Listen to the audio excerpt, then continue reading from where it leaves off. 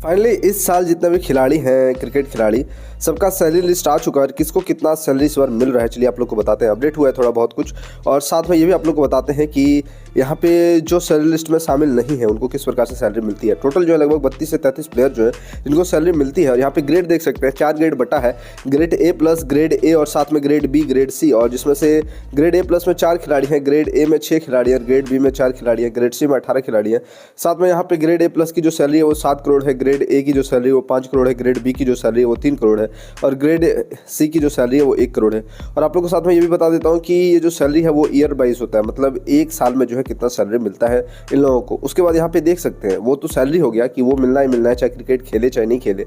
और जब क्रिकेट खेलते हैं जो प्लेयर जो है स्क्वाड में शामिल होते हैं, प्लेइंग 11 में शामिल होते हैं, उनको सैलरी तो मिलता है प्लस अलग से मैच फीस मिलता है, जिसमें से टेस्ट क्रिकेट में 15 लाख रुपये मिलता है, ओडीआई में 6 लाख रुपये मिलता है, T20 में 3 लाख रुपये मिलता है। चलिए अब आप लोग को बताते हैं अगर कौन से खिलाड़ी को कितना, यानी कौन कौन से खिलाड़ी इस लिस्ट में शामिल है और कौन किस ग्रेड में शामिल है। तो यहाँ सबसे पहले जो खिलाड़ी है ये है नीतीश रेड्डी। अभी काफ़ी अच्छा इन्होंने परफॉर्मेंस करा। और नीतीश रेड्डी जो है ग्रेड सी में शामिल है और इनकी जो सैलरी है 1 करोड़ है, क्योंकि आपको पता है कि ग्रेड सी की जो सैलरी है वो 1 करोड़ है।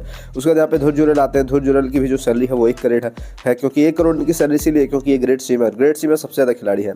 उसके बाद यहाँ पे आते हैं सरफराज खान, ये भी ग्रेड सी में है, इनकी भी जो सैलरी है वो 1 करोड़ है। सरफराज खान के बाद रजत पाटीदार आते हैं, इनकी भी जो सैलरी है वो 1 करोड़ है और ग्रेड सी में शामिल है। वैसे ये सारे जो खिलाड़ी हो गए इनको तो ये जो आप सैलरी देख रहे हैं ये ईयरली वाइज सैलरी है, लेकिन इनको मैच फीस जैसे मैंने आप लोग को बताया टेस्ट में 15 लाख, ओडीआई में 6 और T20 में 3 लाख को मैच फीस अलग से मिलता है।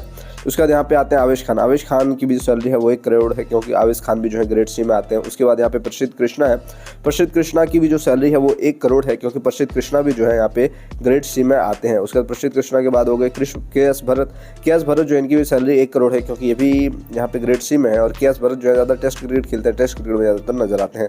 उसके बाद यहाँ पे अर्शदीप सिंह आते हैं। अर्शदीप सिंह तीनों फॉर्मेट खेलते हैं, चाहे ओडीआई हो, T20 हो, टेस्ट क्रिकेट हो। यहाँ पे अर्शदीप सिंह जो सैलरी है 1 करोड़ है। वैसे T20 में ज़्यादा दिखते हैं अर्शदीप सिंह, तो अर्शदीप सिंह की जो सैलरी है वो 1 करोड़ रुपये है, क्योंकि ये भी ग्रेड सी में है। उसके बाद आते हैं यहाँ पे संजू सैमसन। संजू सैमसन इन दिनों काफ़ी अच्छा परफॉर्मेंस कर रहे थे और ये भी BCCI के कॉन्टैक्ट लिस्ट में शामिल है, जिनकी इनकी सैलरी जो है संजू सैमसन की 1 करोड़ है और ग्रेड सी में संजू सैमसन आते हैं। उसके बाद यहाँ पे वाशिंगटन सुंदर है।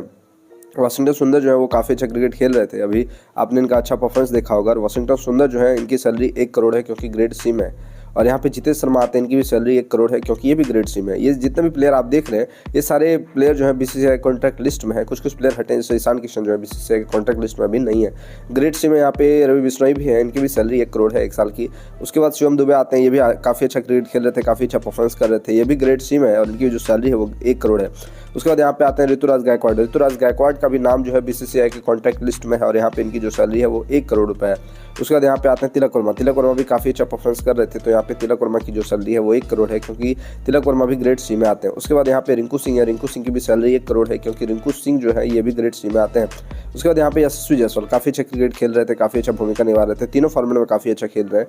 तो यहाँ पे यशस्वी जायसवाल जो है ये 3 करोड़ इनकी सैलरी है, क्योंकि ये ग्रेड बी में आते हैं। ग्रेड बी की जो सैलरी है वो 3 करोड़ है। तो यहाँ पे देख सकते हैं यहाँ पे यशस्वी जायसवाल की सैलरी जो 1 साल की है वो 3 करोड़ है।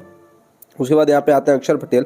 अक्षर पटेल की जो सैलरी है वो 3 करोड़ है, क्योंकि अक्षर पटेल भी ग्रेड बी में शामिल है। उसके बाद यहाँ पे कुलदीप यादव भी जो है इनकी भी सैलरी 3 करोड़ है, क्योंकि कुलदीप यादव भी ग्रेड बी में शामिल है। उसके बाद यहाँ पे ऋषभ पंत की भी सैलरी जो है वो 3 करोड़ है, क्योंकि ऋषभ पंत भी ग्रेड बी में शामिल है। उसके बाद यहाँ पे आ जाते हैं ग्रेड ए में सूर्य कुमार यादव। सूर्य कुमार यादव की जो सैलरी है वो 5 करोड़ है, क्योंकि ग्रेड ए में आते हैं। ग्रेड ए की जो सैलरी है वो 5 करोड़ है, तो सूर्य कुमार यादव की जो सैलरी है वो 5 करोड़ है, क्योंकि सूर्य कुमार यादव ग्रेड ए में है। उसके बाद यहाँ पे हार्दिक पांड्या की भी सैलरी 5 करोड़ है, क्योंकि हार्दिक पांड्या भी ग्रेड ए में शामिल है। उसके बाद यहाँ पे शुभमन गिल जो है, शुभमन गिल की भी सैलरी 5 करोड़ है, क्योंकि ये भी ग्रेड ए में शामिल है। उसके बाद KL राहुल की जो सैलरी है वो 5 करोड़ है, क्योंकि ये भी ग्रेड ए में शामिल है। उसके बाद यहाँ पे मोहम्मद सिराज की भी जो सैलरी है वो 5 करोड़ है, क्योंकि ये भी ग्रेड ए में शामिल है। या मोहम्मद शमी की भी जो सैलरी है वो 5 करोड़ है, क्योंकि ये भी ग्रेड ए में शामिल है। उसके बाद यहाँ पे आते हैं रविंद्र जडेजा। रविंद्र जडेजा की जो सैलरी है वो 7 करोड़ है, क्योंकि ये ग्रेड ए प्लस में शामिल है और सबसे बड़ा ग्रेड जो है वो ए प्लस है। तो यहाँ पे ग्रेड ए प्लस में रविंद्र जडेजा शामिल है, इनकी जो सैलरी है वो 7 करोड़ है। उसके बाद यहाँ पे जसप्रीत बुमराह जो है इनकी भी सैलरी 7 करोड़ है, क्योंकि ये भी ग्रेड ए में शामिल है, ए प्लस में शामिल है। उसके बाद यहाँ पे आते हैं विराट कोहली। विराट कोहली की भी सैलरी जो है वो 7 करोड़ है, क्योंकि विराट कोहली भी ग्रेड ए प्लस में शामिल है। उसके बाद यहाँ पे आते हैं रोहित शर्मा। रोहित शर्मा की भी सैलरी है वो 7 करोड़ है, क्योंकि रोहित शर्मा भी ग्रेड ए प्लस में शामिल है। तो यहाँ पे आप लोगों ने देखा कि किस प्रकार से भारतीय खिलाड़ी की सैलरी है, जो कि काफ़ी अच्छा और मोटा रकम है, लेकिन इस सैलरी के बावजूद भी इनकी काफ़ी ज़्यादा कमाई होती है।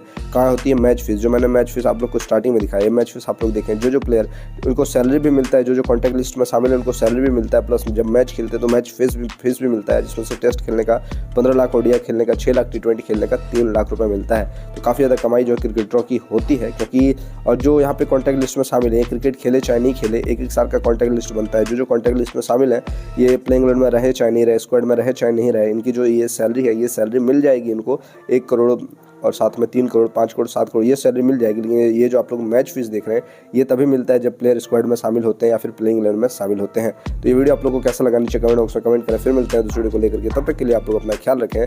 जय हिंद, जय भारत।